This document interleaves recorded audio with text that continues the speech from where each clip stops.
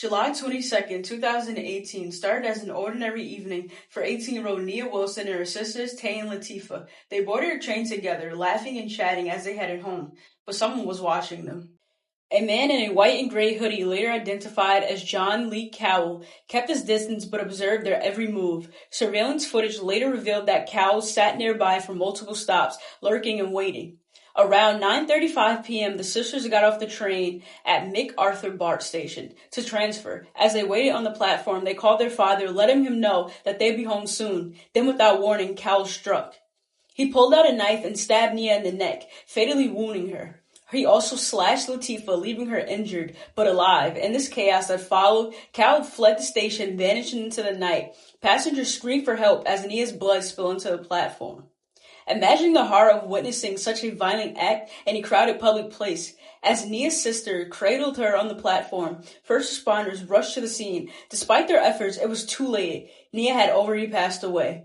Their father, who had been waiting for them at home, received a frantic call. He drove straight to the station, only to see ambulance, flashing lights, and police everywhere. When he ran up the stairs, he was met with devastating sight of his daughter's lifeless body. Later, he would describe it as the hardest moment of his life, seeing his baby girl gone forever. Her father had to make the impossible call to her mother, Alicia, who was at home in Sacramento. Alicia described the moment as surreal. She couldn't process the words, "Nia is dead." Okay.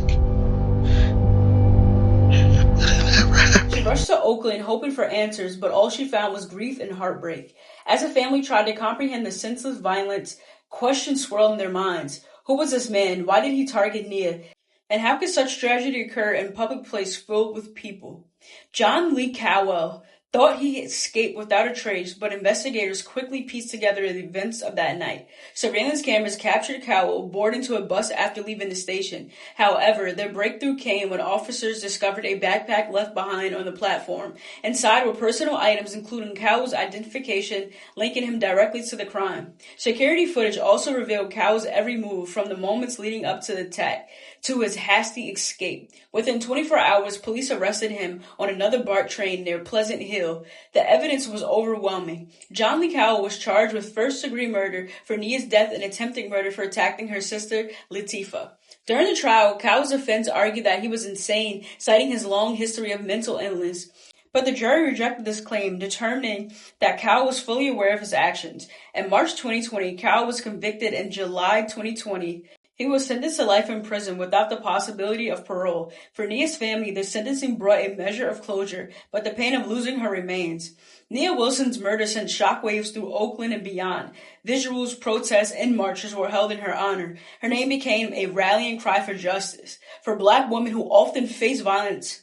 The case also highlighted issues. How could a man with a violent past who had just been released from prison roam freely? Why weren't there better safety measures in the public transit system? These questions that remain unanswered. Nia Wilson was more than just a victim. She was a vibrant young woman with dreams, a loving family, and a bright future ahead of her. Her story has inspired art, music, and activism. Her family continues to fight for change, ensuring that her life and legacy are never forgotten. As her father said, "I just want justice for my daughter," and that justice extends beyond Cowell's conviction. It's about creating a world where no family has to endure such senseless loss again.